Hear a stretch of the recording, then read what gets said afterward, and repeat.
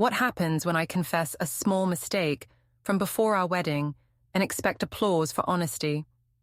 How can a quiet husband turn my brave story into a chain of calm steps that end in a public lobby with papers in my hand? Can a marriage survive when the apology is really a performance? Before we dive deeper into the story, I have one small request. Please subscribe, drop a like, comment, and hit that hype button to boost this channel so more people can discover these incredible stories. I'm Ligea, and I used to think honesty was the same as goodness. That's what I told myself the night I confessed to my husband Owen that I had slept with my ex a week before our wedding. I believed I was brave, strong enough to tell the truth, even if it hurt. I thought he'd see that as love, as proof that I trusted him enough to be open. Instead, his face changed in a way I still can't forget. I didn't cry or beg that night. I talked about clarity and closure, like those were noble words. I said it helped me realize he was the one I truly wanted. I waited for him to forgive me, to call me honest, not cruel. He didn't shout or throw anything. He just went quiet, like something inside him shut off completely. At first, I thought silence meant safety. I told my friends about it later, half joking, turning my confession into a story about courage. They called me bold. I believed them. But Owen's silence wasn't forgiveness. It was distance, measured and deliberate. I didn't know then that every calm moment after that was a step towards something final. I thought I was being truthful. He was already building proof. It happened in our kitchen on a quiet Tuesday evening. The air smelled faintly of basil from the sauce simmering on the stove, and I remember thinking how ordinary everything felt, how safe. That's why I decided it was the right moment to come clean. Honesty, I thought, would strengthen us. We were only 6 months married, still getting used to sharing space and habits, but I'd been carrying this secret since before our vows. It wasn't a crime, it was closure. At least that's what I told myself. I waited until Owen sat down, still in his work clothes, sleeves rolled up, neat as always. He was scrolling through his tablet, checking project notes. I told him I wanted to talk about something important. He looked up right away, calm, patient. That made me nervous. I blurted it out before I could lose my nerve. I told him I had seen Marco one last time before the wedding, that things just happened, and that it didn't mean anything. For a few seconds, he didn't react. I filled the silence, babbling about how I didn't want lies between us, how marriage had changed me, how truth was freedom. He finally set the tablet down and asked one question. Why tell me now? His tone wasn't angry, just distant. I said because I loved him, because he deserved honesty. I said I wanted to start our life clean. He nodded slowly. He didn't yell, didn't accuse. He only said that I'd made a choice twice. Once then, once now, and that both had consequences. I didn't understand what he meant. I told him he was overreacting, that he should appreciate my honesty instead of punishing it. I even laughed, trying to lighten the mood. He didn't smile. Later, while I was washing dishes, he stood by the counter, scrolling through his phone. I heard the faint ping of a calendar reminder. Downtown, 9:15 a.m. He dismissed it quickly, pocketed the phone, and went upstairs without another word. I assumed it was work. That night, we slept facing opposite walls. The silence between us felt heavier than anger. When I reached for him in the morning, his side of the bed was cold. He had already left. I texted him, "Are we okay?" He replied, "We're fine. Just need to think." At work, I couldn't focus. I kept checking my phone, waiting for him to text again. Instead, a message came from Marco. "Proud of you for telling him. Most people wouldn't have the guts." I didn't respond. I stared at it until my chest hurt, then deleted it before Owen could ever see. When I got home, Owen was in the living room, organizing papers into neat stacks. Bills, folders, receipts, everything labeled. Utilities, household, bank. He was always meticulous, but this time, something about it felt clinical. I joked that he was nesting, trying to lighten the tension. He said nothing. I tried to explain again, how the night with Marco didn't mean anything, how it only made me sure about Owen. He asked if I thought certainty erased betrayal. I said it wasn't betrayal if it happened before the vows. He looked up at me with tired eyes and said, "You don't understand promises." I told him he was being dramatic, that I was doing the right thing.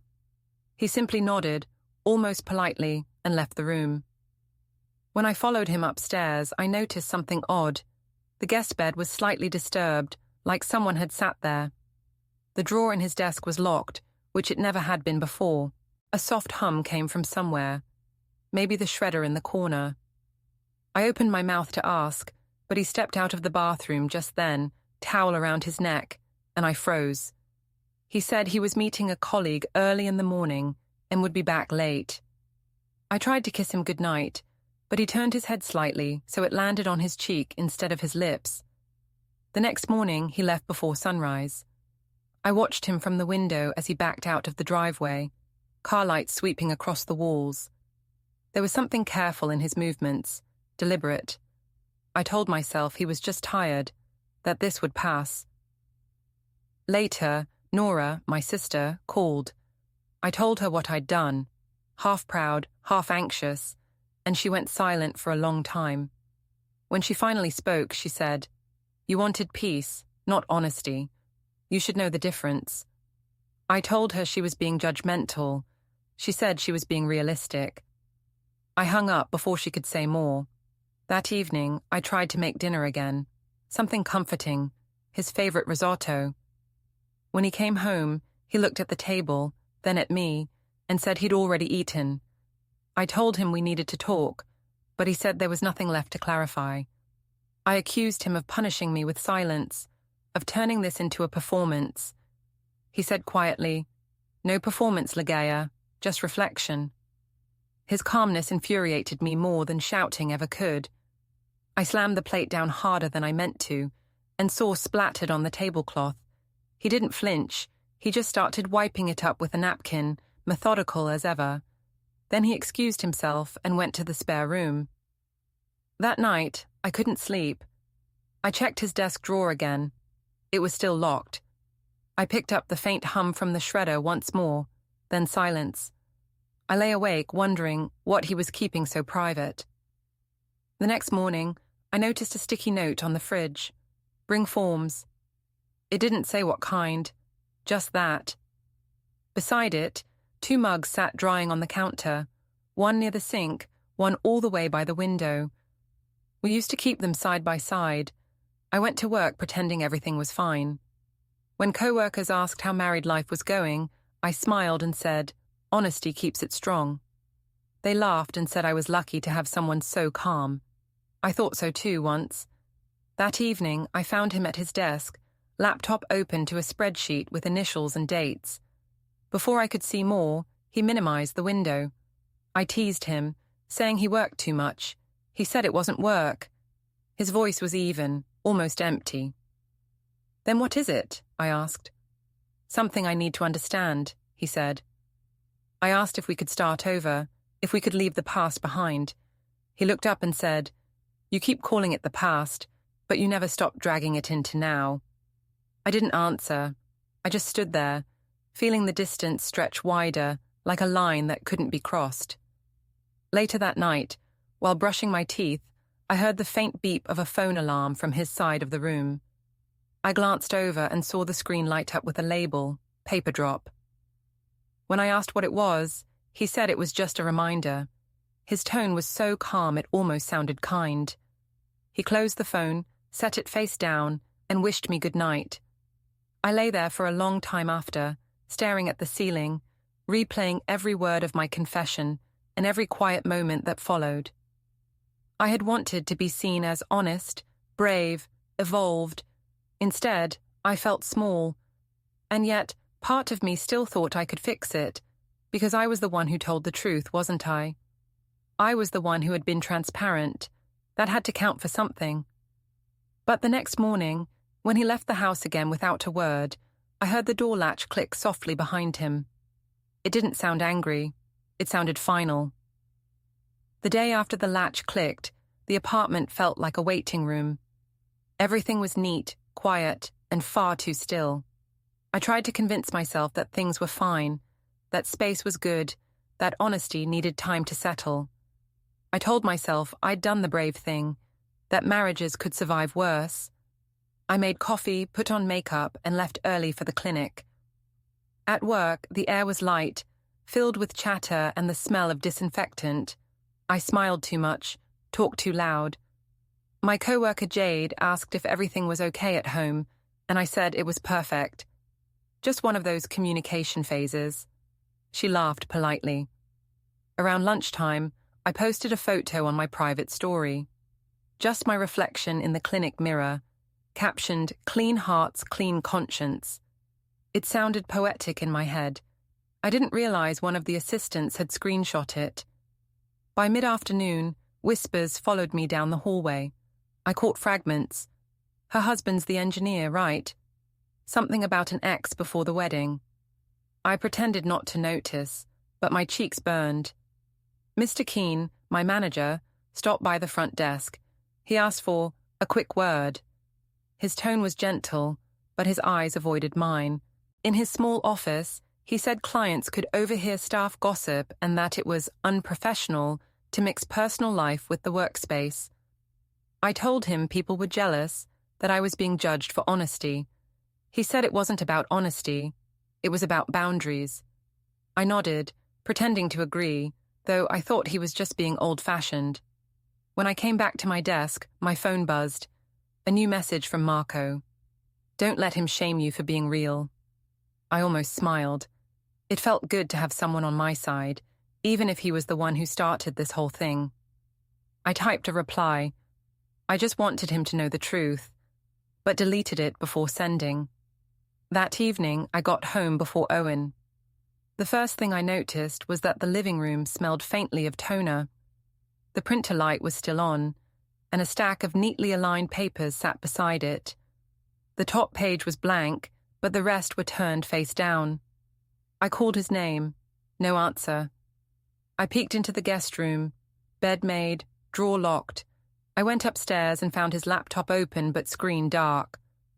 When I touched the mouse, it flickered awake for a second, just long enough for me to see a window titled Household Accounts.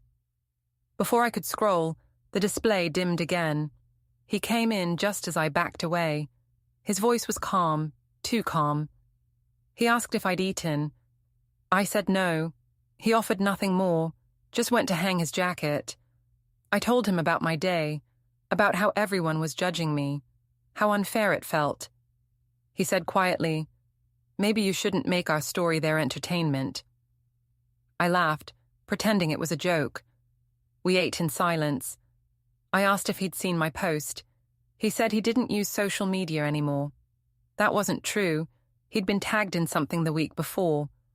I told him I'd only shared it to show I wasn't hiding. He said, "You keep confusing exposure with honesty." That irritated me. I said he was acting superior, like a judge.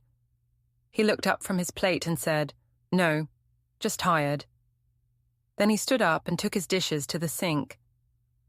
When he left the kitchen, I noticed a faint buzz on his phone on the counter. The screen lit up with a notification. Meeting. Personal. 1:45 p.m. I reached to see more, but it went dark again. Later that night, when I climbed into bed, he was already facing away. I lay awake listening to his breathing, steady and even. Around midnight, his phone vibrated again. No name, just private call. He got up quietly and went to the hallway to answer. I couldn't hear words, just his low voice, measured, serious. In the morning, he left before I woke fully. I saw his calendar app still open on the tablet by the couch. Another reminder, downtown 1:45 p.m. I didn't know what he was doing downtown, but the time was always different. It bothered me. At work, things got worse.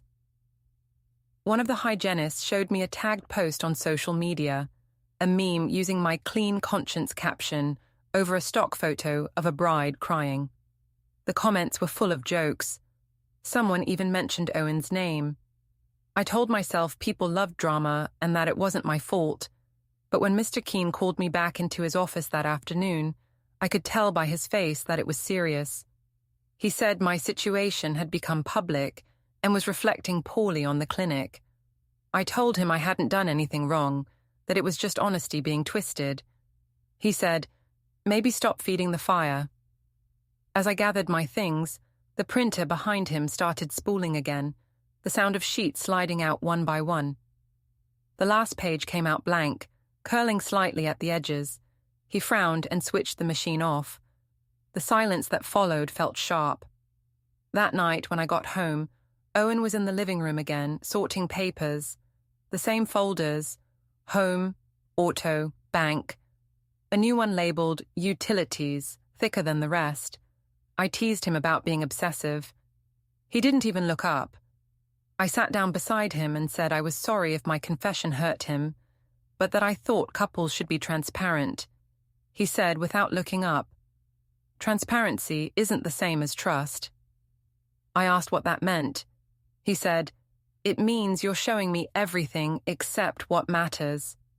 I told him he was being cryptic. He said I was being careless. We stared at each other for a moment. I felt something tightening in my chest. Anger, fear, I couldn't tell. When I went to the kitchen, my phone buzzed again. It was a text from Marco. "They don't deserve truth like ours." I didn't respond.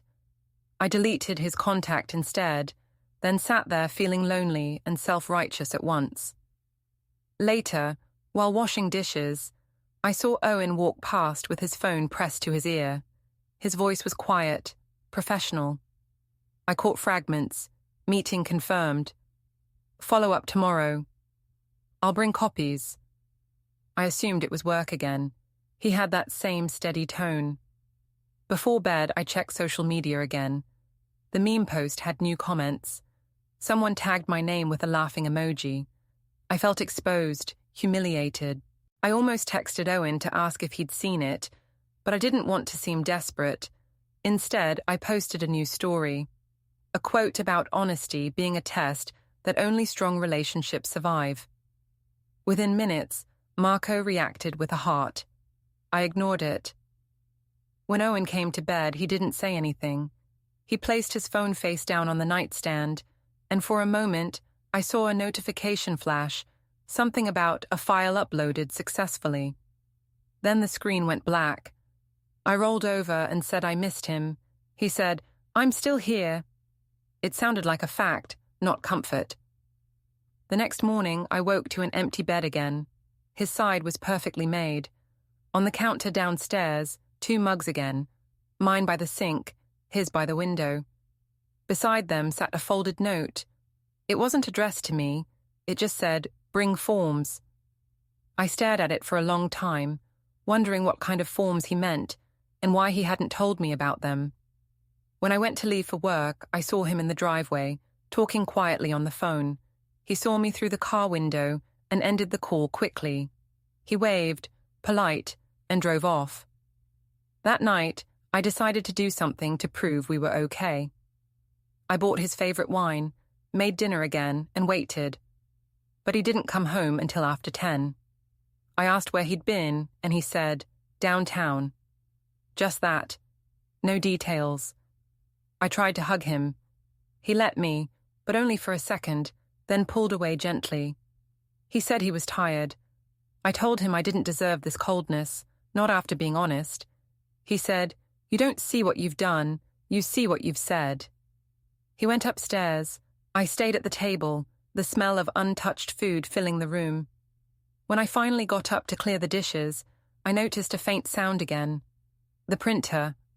One soft whir, then a click. I walked closer, but when I looked, the tray was empty. The apartment went still again. The following weekend, our friends hosted a small get-together at a rooftop bar. It was supposed to be light-hearted, music, laughter, shared plates, the kind of night meant to remind everyone that we were still young and spontaneous. I thought it would help ease the tension. I wanted people to see us together, to believe everything was fine. Owen didn't want to go at first. He said he had things to do, but I insisted. I told him we couldn't let one small mistake define us. He didn't argue, just said, "You can't control what people remember." I pretended not to hear that part. When we arrived, the city lights shimmered like broken glass below. Music pulsed through the open air, and everyone greeted me warmly. Too warmly, like they were watching for cracks. I caught snippets of whispered comments, and I knew the story had spread further than I thought. At our table, Owen sat quietly, sipping water, his posture straight but distant. His best friend Ethan was already there, laughing loudly, waving us over. He'd always been bold, the kind of man who made jokes too easily and talked over everyone. I used to find it charming. Owen called it reckless. When Ethan saw me, he smirked. "So, the truth-teller herself," he said, raising his glass. I laughed awkwardly. Owen's eyes flicked toward him, then away. I told Ethan not to make it sound dramatic. He grinned and said, "Oh, come on, everyone's talking about how brave you are." It stung, but I smiled anyway. Better to be the brave one than the villain. As the night went on, people started teasing me, calling me confessor, saying I should start a podcast about honesty. I laughed with them, hoping humor would erase shame. Owen didn't laugh. He stayed quiet, staring out at the skyline. At one point, Ethan put an arm around me in that exaggerated, joking way some men do when they've had too much to drink. He said something about keeping Owen in line. I laughed nervously, trying to push him off lightly, but he was strong, playful, not serious. Then he gave me a quick slap on the lower back. Too familiar, too casual. The group roared with laughter. I laughed too, mostly from shock. And then I saw Owen's face. He wasn't angry, not visibly, but his expression changed, like a wall dropped behind his eyes. He didn't say a word. He simply stood up, adjusted his jacket, and left the table. The laughter dimmed immediately. Ethan muttered, "He can't take a joke." I wanted to agree, but my throat was tight. I excused myself and followed Owen to the elevator. When I reached him, he was staring at the doors as they closed. I caught the next one down, rushing after him. But by the time I reached the street, his car was gone. I told myself he was overreacting. It was just a slap, a joke, nothing serious. Everyone saw it. It couldn't have looked bad. Could it? When I got home, the lights in his office were on. Papers were spread neatly across the desk. I saw his laptop open again, showing a spreadsheet filled with dates and small notes. The top row read, Archive A. I didn't understand what it meant. He was sitting on the couch, scrolling through his phone. I apologized before he could speak, telling him it was nothing, that Ethan was drunk. He said, "I know it was nothing." His tone was so even, so quiet, it chilled me. I said, "Then why are you acting like it was something?" He looked at me for a long time and said, "Because you laughed." I tried to explain. It was awkward, public. I didn't know what else to do. I said he was making it bigger than it was. He said calmly, "You made it big when you wanted everyone to watch us." That night, he slept in the guest room. I lay awake, staring at the door between us. The next morning, I tried to make things normal again. I made coffee, set 2 mugs out. But he didn't come down right away. When he did, he carried his briefcase and a folder labeled Statement. I asked what it was. He said, "Household records." I told him he was scaring me with all his organization. He said, "That's not fear, that's awareness." When he left, I saw something new. A small USB drive taped to the underside of the taxes folder. My stomach twisted. Why would he hide something like that? That afternoon, I got a call from Nora. She said Ethan had been bragging to his friends about how awkward last night had been, and someone had posted a video on social media. My hands went cold. I found the clip easily. A short, shaky recording of Ethan's hand landing on me. the table laughing, and me laughing too. The caption read, "When honesty goes too far." The comments were cruel. People tagged Owen's name, saying things like, "He deserves better." I wanted to disappear. When Owen came home, I tried to tell him before he saw it, but he already had.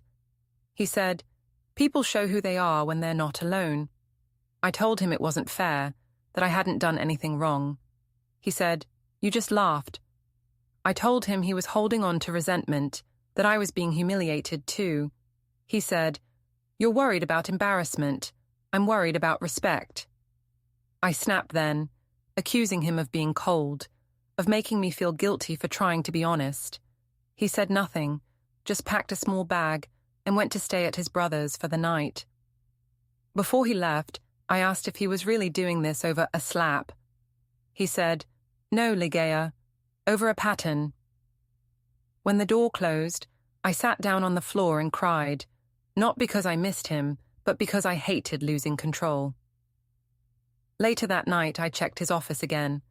The USB drive was gone, the drawers were locked. On his desk, a phone notification blinked softly. Meeting, personal, 10:25 a.m. The next day, I called his brother, Neil, pretending to check on Owen. He said Owen was fine, calm, sorting things out. His tone was careful, like he knew something I didn't. I went to work but couldn't focus. Everyone had seen the video. Some avoided me. Others whispered. Jade said, "You should lay low." I told her the internet would forget in a week. She didn't answer. That evening, Owen came home. He looked rested, calm, detached. I tried to hug him. He didn't resist but didn't hug back either. He said he had errands to run downtown the next morning. I asked if we were okay. He said, "You'll know soon enough." Before he left the room, he added, almost as an afterthought, "Don't delete anything." The words echoed long after he was gone. That night, I sat at his desk again, looking for meaning in every folder name, every sound of paper shifting. I found a sticky note stuck beneath the keyboard. Follow-up call. That was all it said. When I heard footsteps in the hallway, I quickly shut everything and pretended to be reading. He peeked in, nodded once, and left again. I stayed awake most of the night, scrolling through comments on the video, reading them over and over until the words blurred. By morning, the post had disappeared, gone completely. Maybe someone reported it. Maybe Owen had something to do with it. When he came downstairs dressed for work, he looked at me like he'd already made peace with something. I asked if he'd seen the video was gone. He just said, yes. I tried to thank him, but he didn't acknowledge it. He just said, "It's handled." Then he walked out the door, leaving a faint scent of cologne and printer toner behind. The flash from the night before kept replaying in my head, even though I told myself it was nothing, probably just a passing car or a reflection. Still, I woke up uneasy, the kind of tightness in the chest that doesn't fade. Owen was already gone again, and the house had that careful stillness I was starting to hate. His things were all perfectly placed, as if he'd never actually lived there. I tried to distract myself by calling my mother. She'd been distant since my confession. When she answered, her voice was clipped. I told her Owen and I were just working things out. She said softly, "Men like Owen don't work things out. They make decisions." I told her she didn't know him, that he wasn't vindictive. She sighed. "Maybe not, but he's precise. That's worse." Her words unsettled me, so I tried calling Nora next. She didn't pick up. Instead, she texted, "You should talk to him before you lose your chance." I ignored it. Everyone made it sound like I'd done something unforgivable. I was the one who told the truth. Shouldn't that mean something? That evening, I drove to Owen's brother's house. Neil opened the door looking uncomfortable, like he'd been expecting me. I asked if Owen was there.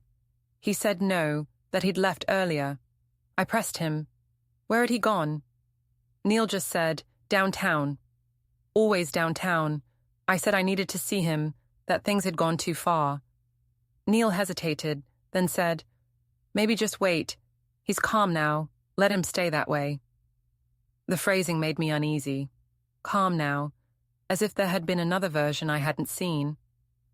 On my way home, I stopped at the supermarket to clear my head. The fluorescent lights made everything feel too sharp, too exposed. While I waited at checkout, 2 women in front of me whispered. I caught my name. One of them glanced at her phone, then at me. I pretended not to notice, but my throat felt dry. When I got home, I found Owen's laptop closed on the kitchen table. A sticky note was stuck to the lid. Meeting, personal, 11:10 a.m. I almost laughed. He had more personal meetings in the past month than friends to have them with. I went upstairs to change, and that's when my phone buzzed. It was my mother again. Her voice was quieter this time. Ligea, she said, have you thought about what happens if he doesn't come back? I told her not to be dramatic. She said, you don't understand men who prepare in silence. I hung up before she could continue. That night, I decided to make things right, once and for all. I would talk to Owen, apologize again, and promise to delete every post, every trace of the past. I'd tell him I was ready to start new. No more explanations, no more honesty marathons, just us. He came home later than usual. His face looked tired but controlled, like someone rehearsing neutrality. I started talking immediately. How I missed him, how I felt misunderstood, how honesty wasn't betrayal. He listened, expression unreadable. When I finished, he said quietly, I believe you mean that. Relief flooded me. I reached for his hand. He didn't pull away, but he didn't hold mine either. He stood and said he needed a shower. On his way upstairs, I noticed a small envelope sticking out of his jacket pocket. It wasn't sealed. My name wasn't on it. When he was in the shower, I slid it out and opened it just enough to peek. Inside was a thin folded paper and a USB drive labeled with the date. I froze. My hands trembled slightly. I didn't take it out. I couldn't, but I felt the heat of guilt crawl up my neck. I quickly slipped it back before he came down. He dried his hair calmly, unaware, or pretending to be. He asked if I'd called my mother today. I lied and said no. He nodded. She called me, he said. My stomach dropped. He didn't elaborate, just walked to his desk and started organizing another folder. I tried to ask what she'd said, but he only replied that she hopes I handle things properly. The word properly hung between us like a blade. Later that night, he went to the guest room again. I heard the faint sound of the shredder running, then silence. I sat outside the door for a moment, listening, but couldn't make myself knock. The next morning, I woke to find a note on the counter. Don't wait up tonight. That was it. No explanation. I called Nora, desperate to talk to someone. She finally answered, but sounded wary. She asked if I'd seen the new post. I asked what post. She sent a screenshot, a blurry picture of Owen standing outside an office building downtown, talking to a man in a suit. The caption said, "When silence speaks louder than confessions." The comments were wild. People guessing divorce, scandal, legal trouble. I wanted to scream. I called Owen immediately, but he didn't pick up. Hours later, he came home, calm as ever. I held up the photo on my phone and asked if he'd seen it. He nodded once. "People record everything now," he said. I told him we had to make a joint statement, something to shut down rumors.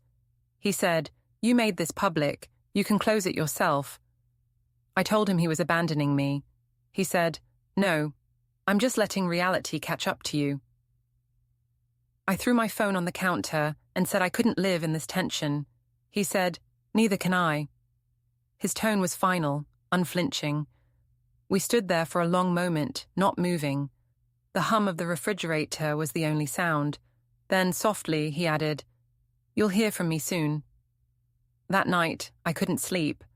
I kept replaying everything. My confession, the slap, the laughter, the posts, the quiet. I started to realize that Owen hadn't shouted once through all of it. He hadn't slammed a door or thrown an accusation. He was deliberate. Every silence had meaning. At dawn, I walked into the kitchen. His mug was gone from the counter. Mine sat alone. I checked the wall planner above the fridge. One date was circled in red, 2 days from now. I had never noticed it before. I went into his office, drawn by the faint smell of toner again. The desk was empty except for one binder. Home. Inside were lists. Rent, shared accounts, inventory. Nothing emotional. Everything factual. In the corner of the room, the shredder bin was full of strips of paper, all cut cleanly. I couldn't piece together a single line. When he came downstairs that morning, I asked him directly if he was planning to leave me. He paused, then said, "I'm planning to finish things properly."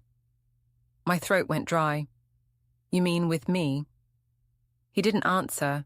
He just picked up his keys and said, "You'll understand when it happens." He left, closing the door quietly behind him. I stared after him until the sound of the car faded. I called Nora again, panicked.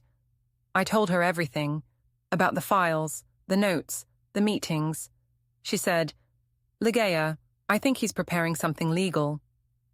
I told her that was ridiculous, that Owen wouldn't do that. He wasn't that kind of man. She said, "You've never seen him angry. You've only seen him patient." Her words stayed with me long after the call ended. That evening, when Owen came home, I demanded answers. I said I deserved to know what he was planning. He said, "You'll know soon." I shouted then, told him I was done with his cryptic calmness. He waited for me to finish, then said softly, "Don't worry, I'll handle this properly." The words made the air feel heavy. He left the room without another glance. I barely slept that night. Every few minutes I thought I heard movement downstairs. The soft rustle of paper, a drawer sliding shut, the quiet click of a latch. When morning came, I went down to find everything perfectly arranged, as if nothing had been touched. The blank page from the printer still sat on the tray, smooth and unwrinkled. It looked deliberate, like a message I wasn't meant to read. Owen was in the kitchen, dressed neatly, sipping coffee. He looked refreshed, collected, like someone preparing for a meeting. I tried to act casual, asking if he wanted breakfast. He said he already ate. I joked that he must be sneaking out early to avoid me. He didn't even smile. He said, "I just have things to finish." When he left, I noticed he took only his laptop bag and a small black folder. The one labeled bank. The others were still in his office, home, auto, utilities. I opened them again, hoping to find something revealing, but they were all so ordinary. Spreadsheets, receipts, notes about account numbers. Too ordinary. The calmness of it frightened me more than anger would have. By noon, I couldn't stop thinking about what he'd said the night before. "I'll handle this properly." The word properly echoed in my head. It sounded like closure, like finality. I texted Nora, asking if we could meet for coffee. She replied instantly, "Are you okay?" I said yes, just needed to talk. She agreed to meet near the community park. When I got there, she already had 2 cups on the table. She looked nervous. I tried to smile, but she didn't return it. She said quietly, "He called me." My chest tightened. "Owen?" She nodded. "He just wanted to confirm some dates. Said he was sorting things for the house." "Sorting what?" I asked. She hesitated. "I don't know. He didn't say anything bad, but..." He sounded very sure about something. I tried to laugh, but it came out brittle. "He's probably doing paperwork. You know how he is." Nora stirred her coffee, avoiding my eyes. "He asked about your job, about whether you were still working at the clinic." That threw me off. "Why would he ask that?" She looked down. "Maybe because it's tied to your benefits." For a long moment, I didn't speak. I felt something shift in the air, like a line being drawn without me realizing it. When I got home, Owen's car wasn't there. Inside, everything was spotless. Even the faint smell of toner was gone. The shredder bin was empty. On his desk sat a single closed laptop. Next to it, a small notepad, with one line written on it. Meeting, personal 2:20 p.m. I touched the cover of the laptop. It was cold. I tried turning it on, but it was password protected. I didn't even know his password anymore. That evening, when he returned, I confronted him. I asked if he'd talked to Nora. He said yes. She's concerned about you, he said simply. I told him he had no right to involve her. He replied, everyone deserves clarity. I asked what he was planning. He said, you'll see soon enough. I told him he was being manipulative, that he was trying to make me look crazy. He said, you don't need help looking that way. That stung. I said I regretted ever being honest with him. He replied, you weren't honest, you were proud. I shouted then, told him that if he wanted to leave, he should just say it. He didn't raise his voice. He just looked at me with that unsettling calm and said, I don't need to say it. You'll know when it's done. He went upstairs, leaving me trembling in the kitchen. I heard the faint sound of the guest room door closing, then silence. I paced for hours. Around midnight, I heard his voice again, low, steady, speaking on the phone. I crept closer. His words were measured. Yes, everything's prepared. Yes, I'll confirm tomorrow morning. No, she doesn't know. Then a pause and softly, thank you. My pulse raced. I wanted to barge in, demand answers, but I stopped myself. He was calm, too calm, and I realized I was afraid, not of what he'd do, but of what he already had done. The next morning, he left before sunrise. I found his mug washed, dried, and put away. The clock on the microwave blinked 5:47 a.m. On the counter sat a folded napkin with his handwriting. Don't wait up. Hours passed. I couldn't eat, couldn't focus. Around midday, my phone buzzed. It was a text from my mother. He came to see me. My stomach dropped. I called her immediately. She sounded composed but firm. He told me he's taking steps to protect himself. From what? I asked. From you, she said softly. He said he'll handle it legally. I felt my knees go weak. Legally? What does that mean? He didn't say details, only that he's doing everything by the book. He looked calm, like he'd already accepted it. I hung up before she could say more. My head buzzed. When Owen came home that evening, I tried to act normal. I had dinner ready, the lights dimmed, the table set for two. He looked at the setup, then at me. You don't have to do this, he said. I forced a smile. Do what? Pretend. I told him it wasn't pretending, that I just wanted us to talk. He said, we already have. I reached for his hand. He didn't move. I said, can't we fix this? He looked at me then, really looked, like he was memorizing something. Finally, he said, you can't fix what you don't think is broken. I wanted to argue, but the words caught in my throat. He walked past me, grabbed his folders, and said, I have to go out. Another meeting? I asked. He nodded. Something like that. When the door closed, I felt the emptiness in the house expand. I sat there for a long time, staring at his untouched plate. Later that night, when I went upstairs, I noticed something new. The guest room door was open, the bed was stripped bare, and the closet empty. His suitcases were gone. Panic surged through me. I checked his drawers, his closet in our bedroom. Half of his clothes were missing. The shelf where he kept his watch box was bare. I ran downstairs and found the front hall table empty too. The folder labeled Home was gone. He had moved out without saying the words. My phone buzzed again, this time from an unknown number. I hesitated before answering. A woman's voice asked to confirm my name. When I said yes, she thanked me and hung up. Something inside me broke then. I realized he wasn't just leaving. He was documenting, preparing. At that moment, I wanted to fix everything. I drafted a long message. I was wrong. I never meant to hurt you. Please, let's talk. But I deleted it before sending. I didn't want to sound desperate. I wanted to sound strong. When he returned the next day, I confronted him again, trying to stay composed. I said, "You can't just vanish and call it proper." He said, "Watch me." His voice wasn't cruel. It was steady, final. He took off his ring and set it on the counter. "This isn't revenge," he said. "It's correction." I didn't understand then what he meant, but the way he said it made my hands shake. He picked up his coat, checked his watch, and said quietly, "Tomorrow you'll understand everything." And then he was gone. The next morning, I woke to silence so deep it felt staged. No footsteps, no coffee brewing, no paper rustling. Just sunlight slicing through the blinds and landing on the empty space beside the bed. His pillow was gone. I lay there for a long time, staring at the dent where his head used to rest.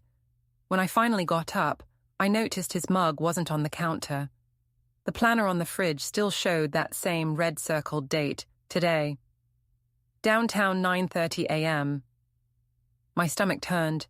I told myself it was another meeting, another quiet threat that would blow over. But something about this morning felt different, too still, too final. At 10, my phone buzzed with a message from Nora. "You should go outside." I froze. "Why?" I typed. No answer. Another buzz came seconds later, this time from an unknown number. "Delivery scheduled today. Please confirm receipt." My chest tightened. I stepped out to the driveway, barefoot, the pavement still cool from the morning. A car I didn't recognize pulled up across the street. A man in a grey suit stepped out, holding a brown envelope. He looked calm, polite. He asked for my name. I nodded automatically. He handed me the envelope and said, "You've been served," before walking back to his car without waiting for a reaction. I just stood there, gripping the papers as if they were burning. My hands shook so hard I almost dropped them. I didn't want to open it, not yet. But I did. The words blurred at first, but then came into focus. Petition for dissolution of marriage. Below that, my full name. Then his. There were other documents too. Temporary financial orders. A custody proposal for the house. Property lists, schedules. All clean, clinical, final. I heard a car door slam again.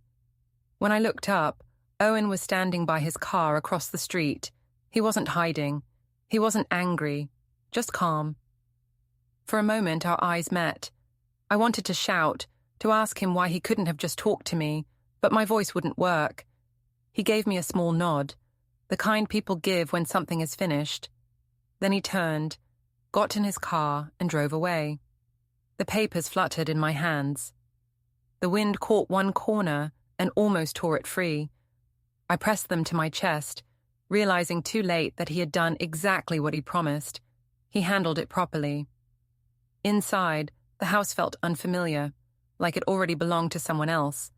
The smell of toner was gone, replaced by nothing. No warmth, no trace. I walked into his office and saw the blank page still in the printer tray.